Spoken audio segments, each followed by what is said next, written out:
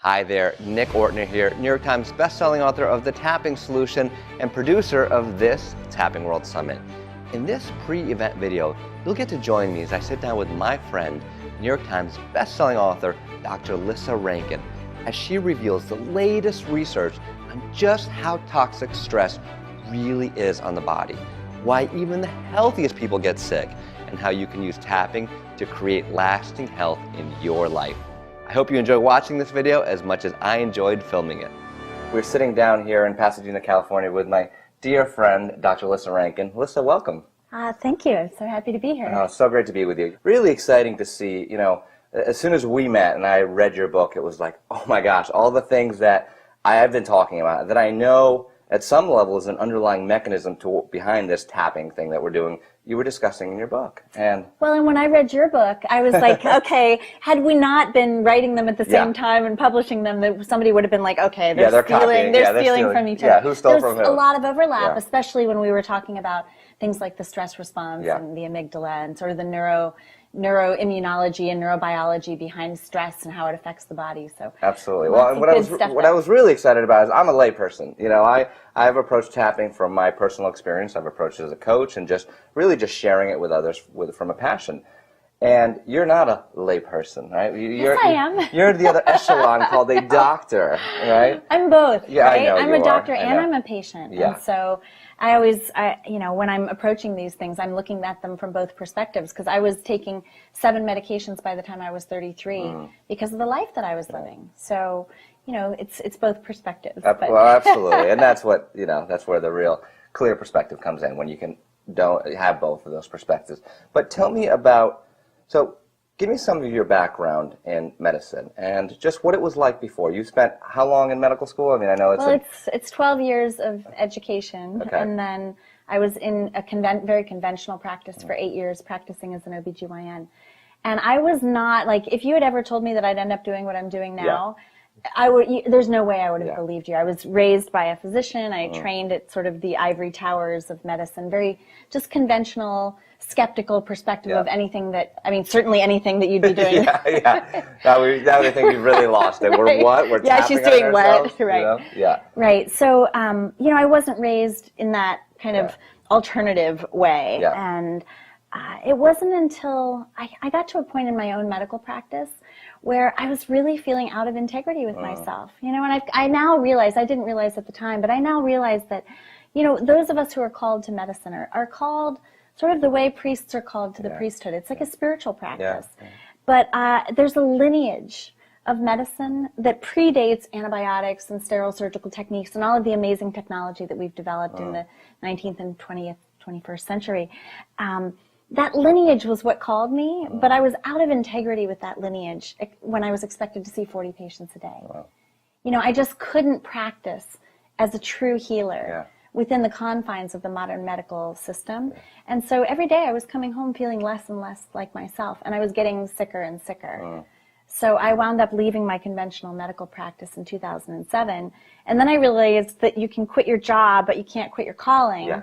So I had that tension of wait a minute, that lineage is still part of my history, part of my soul, and yet I'm not willing to go back to doing what I was doing. My health was starting to improve. And so it was quite a long and arduous, circuitous journey to get me from where I was, having left medicine, thinking I was going to be a full-time artist and writer, to sort of finding my way back into medicine via a mind-body medicine practice that really was kind of the education that led me to write Mind Over Medicine. So that term, mind-body, right? We hear it so much. What's your understanding of it? And what were the times when you started to open up to that kind of thinking? So you're in your practice, it's not working, you say, I can't do this, I'm going to kill myself doing it, right? 40 patients. You walk away. What started happening to open up your mind? Because there was no training, I imagine. No. Was there mind-body medicine discussed in 12 years of medical school? Never, no. Yeah. In fact, it really started because I wound up, I thought that all I needed was time with patients. Yeah. So I wound up taking a job in a cash-based integrative medicine practice. Okay. So because it was cash-based, I got an hour with my patients. Yeah. And so, it was amazing. And these patients were in Mill Valley in Marin County in the Bay Area.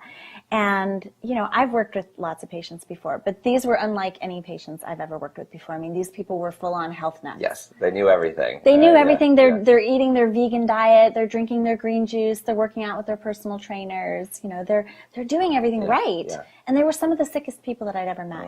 So that didn't make any sense to me. Like, why were these people sick? Yeah. When they were doing everything that we were teaching them to do, as far as, you know, avoiding bad habits and eating well and, you know, good exercise, getting enough sleep and all of that. So it led me down this path of like, wait, there must be some missing piece. Yeah. Because if these people are sick, then how can any of us ever be well? Yeah. And what I wound up doing, I started asking my patients some interesting questions. And I started asking them things like, you know, what does your body need in order to heal?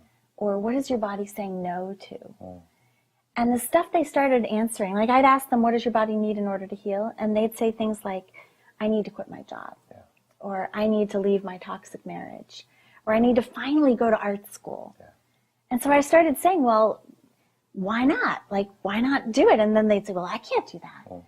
But some of my patients got really brave, and they started actually doing what they had prescribed for themselves, and they started experiencing spontaneous remissions. Wow. And my skeptical doctor brain had no idea what to make of that. Yeah. Like, does not compute. Well, that's it. Where does that fit into the library of what you know about to be true about the world, right? 12 years of schooling that teaches you there's this disease, you take this pill, you do this, you do that. Very mechanical. Right. And these people, I wasn't doing anything for them. They had already gotten the best of Western medicine at Stanford. They'd already seen, you know, integrative medicine doctors and their naturopath and their acupuncturist. Yeah. And, like, they literally had the best care out there. Yeah. And all I was doing was asking them questions that were getting them in touch with a part of themselves that knew what their body needed in order to heal. And why do you think that is? What's the mechanism of someone quitting their job, someone following their calling, someone following their passion, whatever it is, and the body healing? What's your understanding of what's really going on? I wasn't even close to being able to understand the answer to that question when I was witnessing these spontaneous remissions, so I started researching it. Like, I looked up spontaneous remission. I came across the Institute of Noetic Sciences put together the Spontaneous Remission Project, which is over 3,500 case studies in the medical literature of people that had spontaneous remissions from almost any disease you can imagine. Like stage 4 cancers were cured, HIV positive people became HIV negative, like heart failure, kidney failure, diabetes, high blood pressure, autoimmune disorders, skin disorders, you know, common things as well.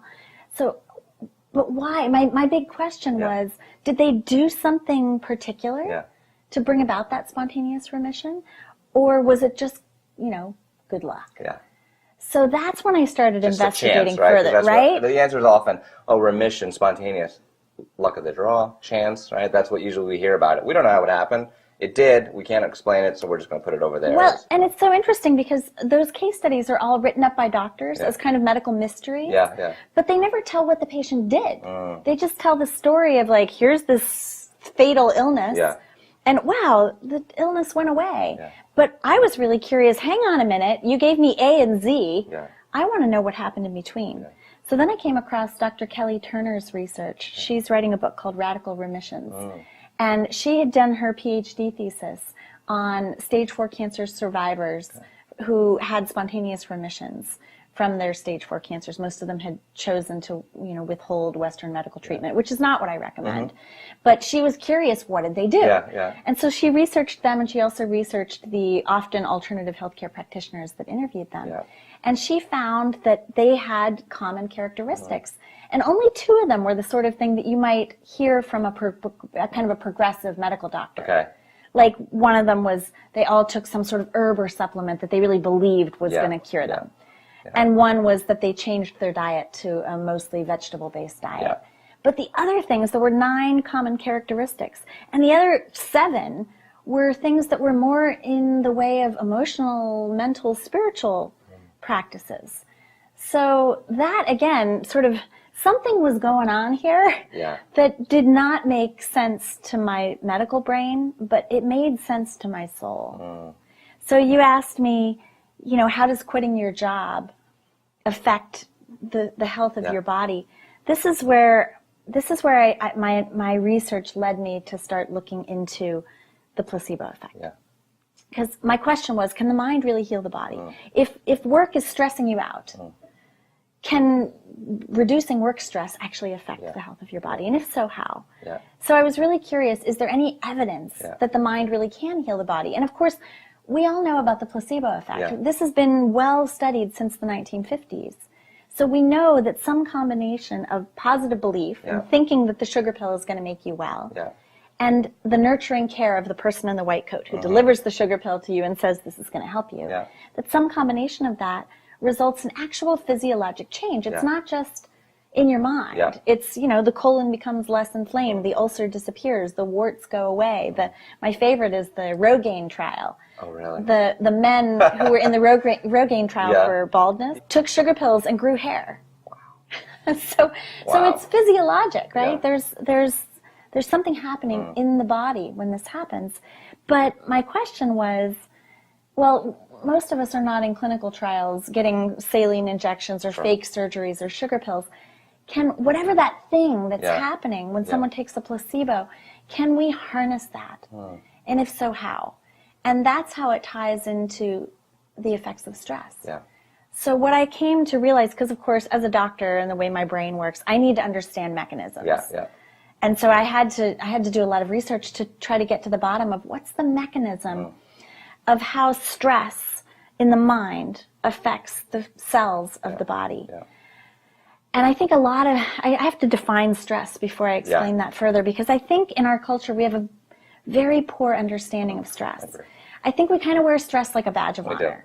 We're like, it's all around, it's what it is. It's the culture, you can't get away from it. I'm stressed, therefore I'm busy, therefore I'm valuable. Absolutely. You know, so how many times have you heard people get together like, how are you doing? Oh my God, I'm totally stressed, but like, you know how it is. That's like...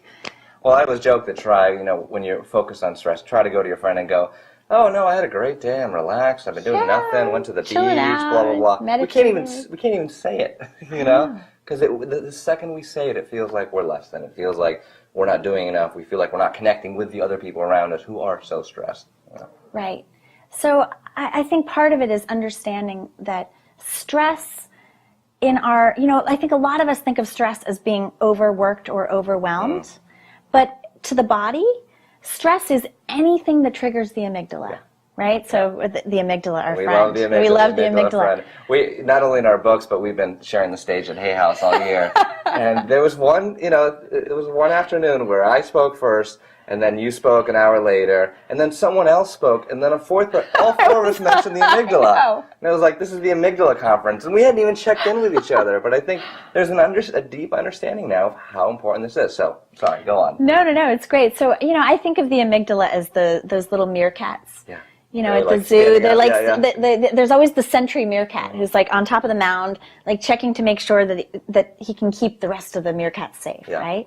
So they're always on the lookout for danger. And the amygdala is part of the limbic brain, so it's part of the very primordial part of the brain. It's not the thinking, rational forebrain. It's the little meerkat that's always looking out for danger. So the amygdala is there to protect us from genuine danger. It's there to protect us from anything that's going to threaten life or limb. So, the ubiquitous tiger on the loose is sort of what people talk about when they talk about the amygdala. And that's healthy, right? The amygdala gets triggered. It triggers what Walter Cannon at Harvard called the stress response or the fight or flight response.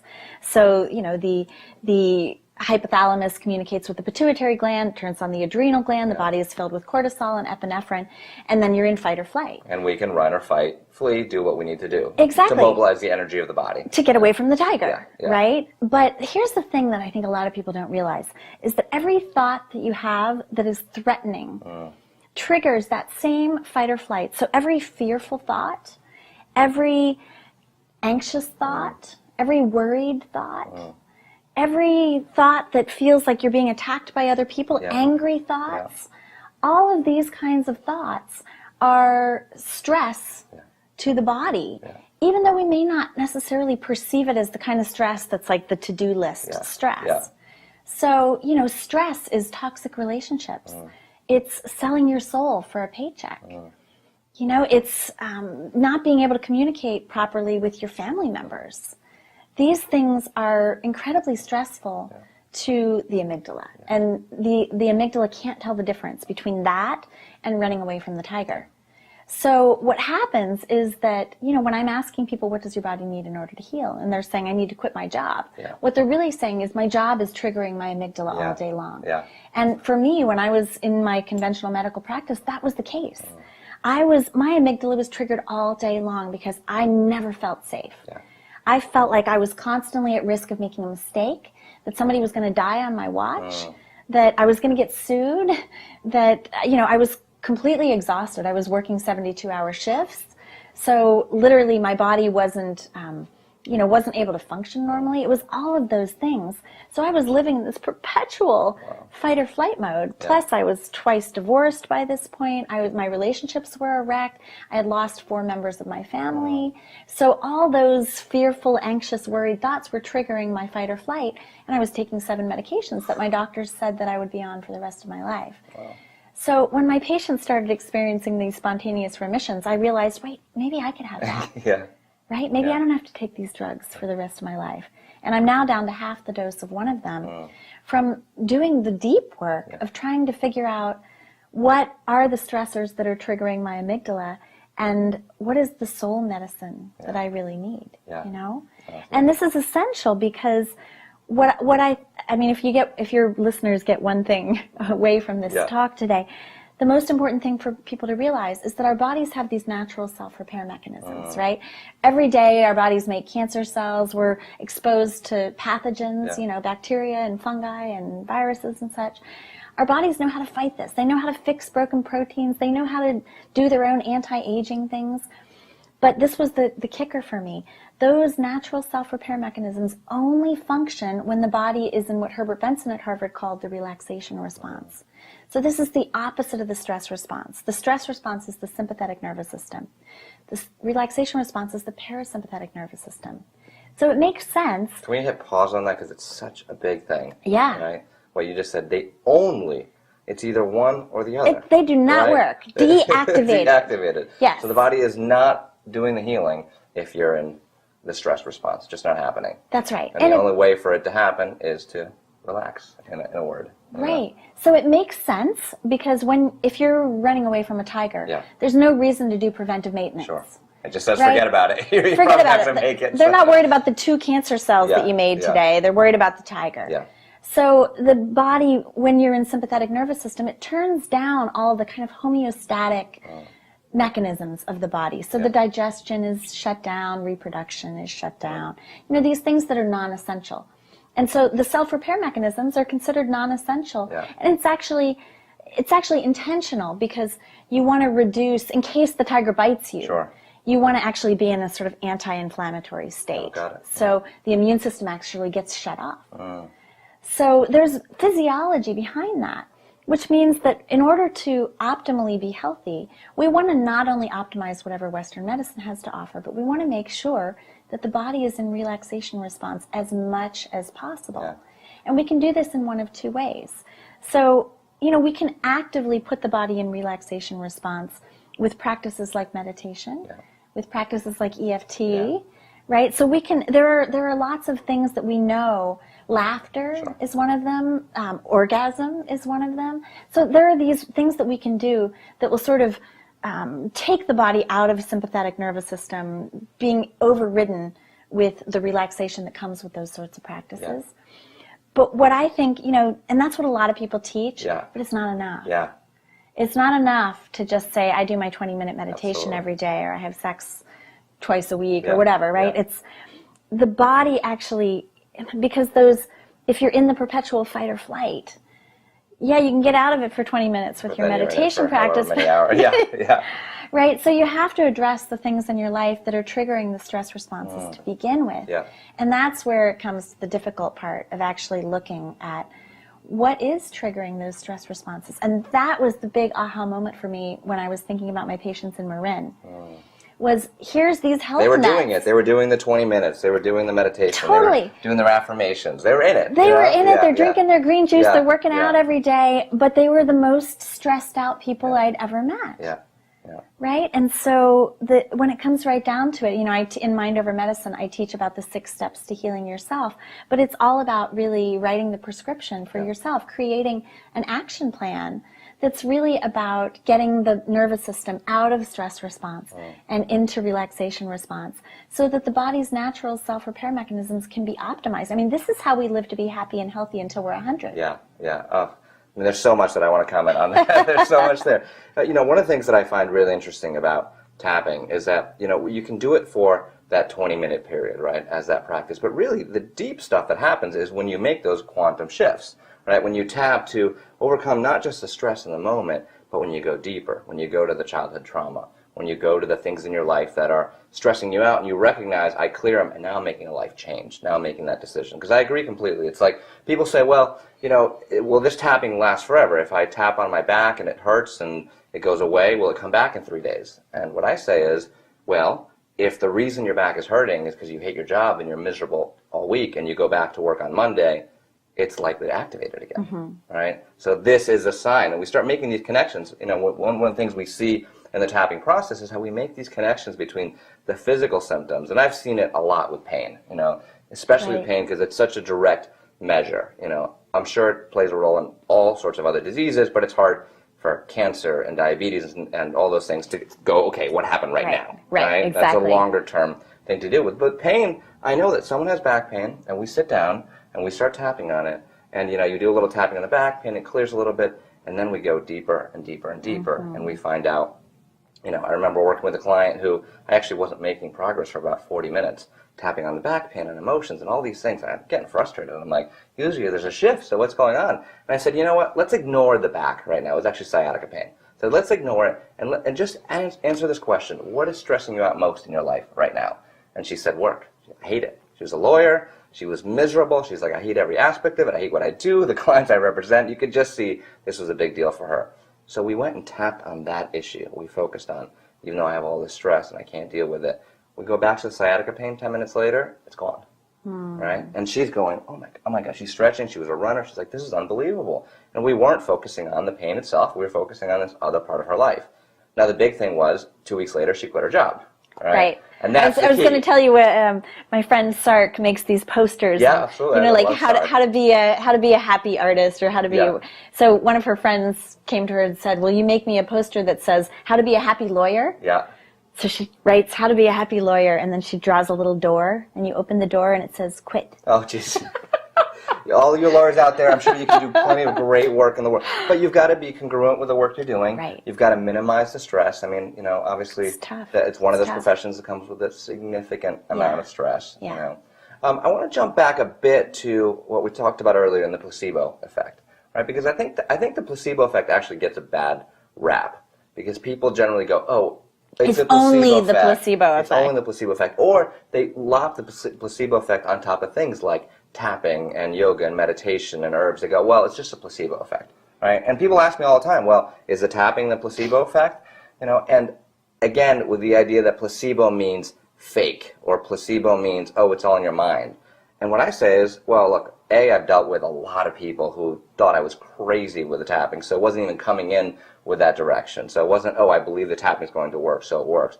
But it does have a correlate with the placebo effect in that we are using the mind to affect the body. Right? We're doing the tapping while focusing on the stress, the anxiety, whatever's going on, and that is helping the body release. So talk to me a little bit about that. So the placebo effect, basically, if you look at the data, the placebo effect boils down to two things. Yeah. It's the positive belief, because usually patients in these clinical trials, they don't know whether they're getting the real treatment or the fake treatment, and neither does the doctor, because it's usually double-blinded, because if the doctor knows they're getting the placebo, it actually affects the outcome. Oh, what? So everybody has to be blinded. Yeah. But because they don't know, they have a hope, maybe I'm getting the new wonder drug. Yeah. So that positive belief that they're getting the new wonder drug combines with the conditioning that we have of somebody in a white coat giving us something that we believe is going to make us better. Yeah. So it's the combination. It's like it's the sugar pill and the love, right? So what it's really doing, though, is patients come into a clinical trial and they're afraid. Yeah. They're hurting, they're in pain, they're having symptoms of an illness. Yeah. There's something that's brought them into the clinical trial to begin with because they're suffering. And so what starts to happen is that as they enter the trial and they have positive belief and nurturing care, the amygdala calms down. Yeah. The relaxation response kicks in. The relaxation response kicks in because they say, oh, I'm finally doing something. I wasn't better before, but this might be the thing. Yeah. This might be the treatment that's going to solve everything for me.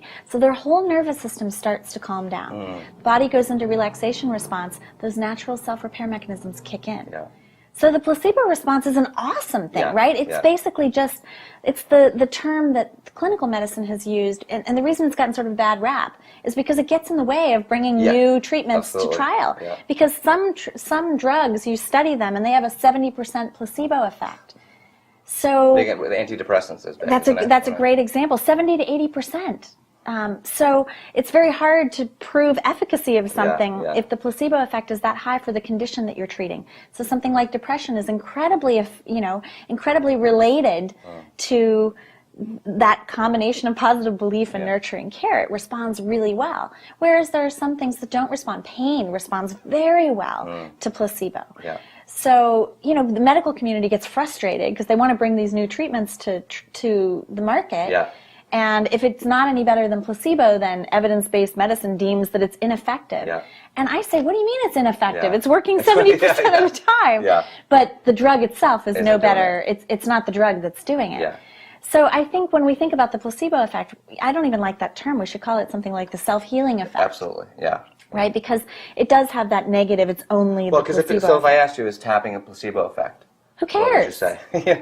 I would say who cares? Yeah. I mean, maybe part people want the real thing. They want it to be more than just, this is my mind doing this. Well, so the placebo, I'll answer this way. So the placebo is activation of the relaxation response to activate the self-healing mechanism. So yes, if that's the definition, then yes. Yeah, EFT is activating the relaxation response and turning on the body's natural self-repair mechanisms.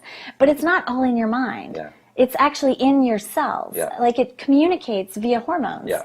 Via cortisol or epinephrine when it's the fight or flight, or via things like oxytocin, endorphins, these sort of positive healing hormones. Yeah. So that's what's happening when people are doing EFT, is they're releasing these healing hormones that are, and activating these natural self-repair mechanisms.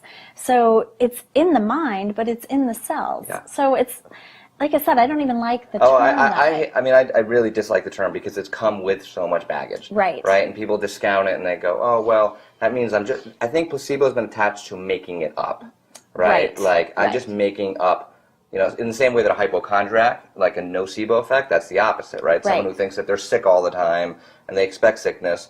Well, they are getting sick. Why? Because they're never relaxed and the relaxation response is not happening, But what's happening, and my answer is always, if the placebo definition is, just making it up or just believing in it, I say I've tapped with so many people who didn't believe it at all. Right? So that having to believe it mechanism wasn't activated. What was activated was the relaxation response, the awareness of the emotions, the releasing of the emotions, the calming of the amygdala, which, as you know, the latest research is showing that when we're tapping on these endpoints of meridian, we're actually sending a calming signal to the brain, to the amygdala, and showing that and you feel it. You feel that tension, anxiety, stress just release. Well, and I want to speak to that also because you were mentioning before about does tapping only work while you're tapping? Yeah. And one of the things that I love about tapping as opposed to some of the other relaxation response activators. So, for example, laughter is a great relaxation response activator, but you're not going to be laughing all day, right? So what I love about tapping is that it's so effective at getting to the root of the limiting beliefs that create the thoughts that trigger the amygdala to begin with. Yeah. So, the I'm not worthy underlying belief, or the world isn't a safe place underlying belief, or whatever it is, we all have these limiting beliefs. And I think, people I loved how your book really walked people through how to get to the root, how you can tap on the superficial part, or you can go a layer deeper, or you can go a layer deeper. Yeah. And if we can really tap on the underlying root of what's causing the fight or flight response to begin with, if you shift that, then you don't need to be tapping to stop the cycle that activates the amygdala and turns off the body's natural self-repair mechanisms, right? Because then you're no longer having the I'm not worthy thought because you've healed it from the core. Yeah. You don't have to do it every day all the time for the same issue over and over again. You get to the right. I think if you're tapping on the more superficial things, you have to do it more often. Yeah. But if you do the work to go to the deeper levels, then you can heal it. And then it's gone. And then you're not having those thoughts anymore. And that's really exciting. Yeah. So what was your first introduction to EFT? Do you remember when you first tried it, or who shared it with you, and what you thought?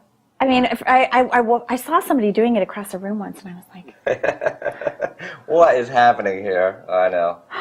Yeah. And then I gave a TEDx talk, and somebody came up to me afterwards and said, hey, you were talking about the relaxation response. I wonder if you'd be interested in doing a free EFT session with me. It was Kate Winch. Okay. And so I said, okay. I was curious. Yeah. I'm ready to try. I'm skeptical. Yeah. I'm one of those people that's really skeptical but open. Yeah. Yeah. Like, I'll try anything. And so I've done a lot of weird sessions, And so she was working with me on an issue that I was struggling with, which I was dealing with my savior complex. Like, a lot of things were manifesting in my life in really negative ways based on one of my limiting beliefs, which was that I have to give until I'm depleted in order to be a valuable, good human in the world. So I was over-giving, overworking, and so she did a live session with me, and then she created a little MP3. Nice. And when I put it on my iPod and I started doing it while I was meditating or while I was out on my hikes, it really started to shift some things for me. I was like, okay, this is working. And then I started researching it because I'm super curious. And like I said, I like to know mechanisms. So I was like, okay, this doesn't make any sense to me, right? I'm not sure about this whole acupressure point thing. But, I started interviewing other people who had been using it. My husband Matt started using it himself to deal with some anxiety that he was dealing with. I was witnessing how much it was helping him, and then I met you, and sort of all downhill from there. I know. And you said this has got to be a problem, Well, and I loved reading your book because it really helped me get my doctor brain around it. Like, that's what's happening. And I love how applicable it is to whatever it is that is creating anxiety, worry, fear in your life, because it really can be part of one of the prescriptions that people write for themselves when they can figure out what those things are. Because a lot of times we get awareness and we're like, now what? Well, and figuring it out is step one, which is incredible, but also where most people get stuck is, okay, they know something's wrong, or they recognize that they're thinking negative ways or those patterns, but they don't know what to do about it, right? And one of the things I love so much about EFT is that it's so self-empowering, that you can take that power back and go, I'm not at the whim of the world, I'm not at the whim of everything that happens to me. Just because I've been doing anger for the last 20 years, people who do anger, people who do anxiety, and I use the word do because it's like it's like a mechanism in the body. They know how to do it. And it's something that their body is almost chemically trained to do. I mean, Candace Pert's work has shown that our cells have receptors for these emotions. Right. And when they've been doing it for so long, they go, what do I do? I'm sure Matt with anxiety, it's like, okay, I know I'm anxious. I know this isn't good for me, but what do I do? And being able to use the tapping and take that power back and say, I have control over what I'm thinking and I can shift these thoughts, I think that in and of itself can activate the relaxation response. Right.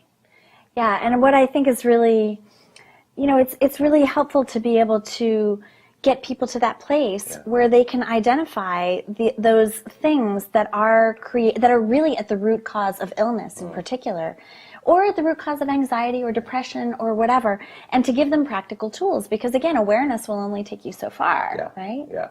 One of the questions I get all the time about EFT is they say, oh, can tapping help cure this? Right? People love using they want an answer. They want, can it cure cancer? Can it cure fibromyalgia? Can it cure? And I always say, tapping doesn't cure anything, right? It activates the body's self-healing mechanisms. Right. Then the body does what it does. And then we know the body can cure cancer. We know the body can cure fibromyalgia and rheumatoid arthritis and autoimmune disease. I mean, the list goes on and on, right? We know the body can fix a broken bone that's been split in half, right. So the self-repair mechanisms are obvious there. And especially with chronic disease, what tapping can do is activate that healing response that you've been talking about. Right. Well, and what I always like to say to people when they're asking me those kind of questions is, I teach the 6 steps to healing yourself, and step 6 is surrender. Right? That we can do all these things. Yeah. We can tap, and we can eat our vegan diets and do all the things that we know are good for us. And at some point, it's sort of out of our hands. That it's not. You can optimize the body's chance to let its self-repair mechanisms do their work. But we can't control everything in life. So you said through our conversation, if there's one thing people take away, right? Talking about the stress response. So let's reiterate that, because I want people to just really, it's such a big deal, and I think that most people, like you said, they walk around, oh, stress, it's a badge of honor, it is what it is, and I don't think people realize how stressed they actually are. Right? I see so many people walking around, and sometimes the way to have an experience is to just take a deep breath, When people take a deep breath and let it go, and all of a sudden they go, whoa, I've been holding on to all this stuff, just that little shift. So how important is it, and not to be stressed about releasing the stress. We want to make sure not to beat ourselves. I'm too stressed. Okay, I have to stress less. Right? But from your years of experience, from your medical perspective, what can happen when we finally relax? Well, I think it's so true that we've really just normalized stress. And yet, if you look at the blue zones around the world, the places where there's a greater than ordinary percentage of people that live to be greater than 100, they don't live stressful lives. Most of them don't wear watches. They take naps every day. And those blue zones, there's different diets, different environment, right? There's but I think most of it is lifestyle. I think a huge part of it, for example, is they have community.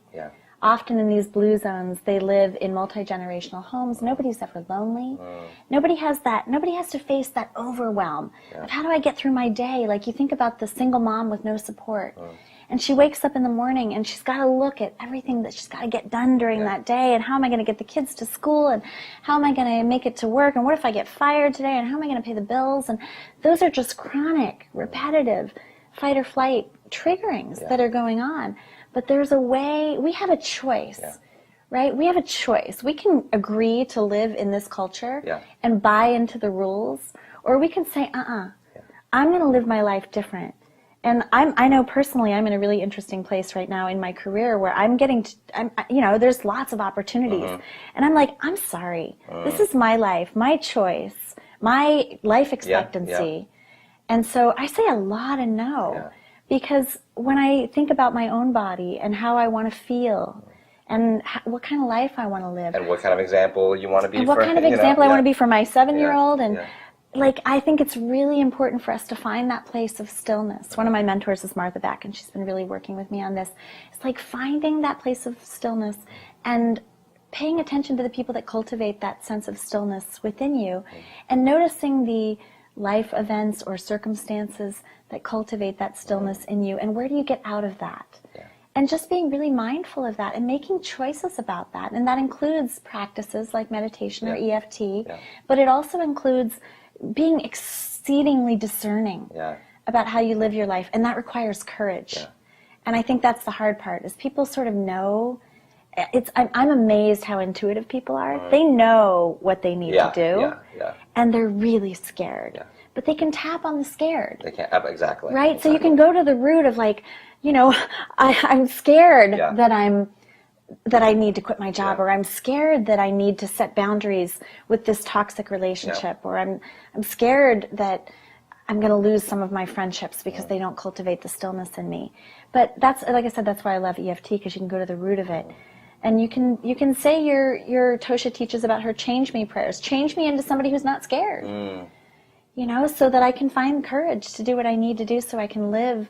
I love the Mary Oliver quote, like, tell me what is it you're going to do with this one wild and precious life, right? Like, we have one wild and precious life. What are you doing with it? What are you doing with it, right? Yeah, amazing. Lissa, thank you so much for being here. We could talk for hours, and we have, and just so appreciate all your great work and what you're doing in the world and how you're showing up. Thank you. Thank you. I hope you enjoyed that video.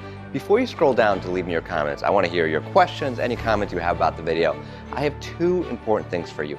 Number 1, make sure to scroll down past the comments to learn about how to access the Tapping World Summit and especially how you can get unlimited access to the event. Remember, attending during the 10 days of the online event itself has and always will be free. Over 2 million people have attended this event, but if you want to get unlimited access to the summit presentations, plus the pre-event video series, the bonuses, and even a free copy of my book, The Tapping Solution, make sure to upgrade before the event starts. So go ahead and scroll down to take advantage of that now. Number 2, make sure to check your inbox to be sure that you receive an email from me, because in a few days I'm going to email you to let you know that the next video in our video series is available. If you don't see an email in your inbox right now, check your junk box or your promotions folder. If you have Gmail address, sometimes they find their way in there, and make sure to add us as a safe sender. If you're not sure how to do that, instructions will be in the email I sent you. And if for whatever reason you didn't receive an email, just send us an email at contact@thetappingsolution.com. Let us know, we'll take care of all that for you. So that's it for today. Until next time, take care and keep tapping.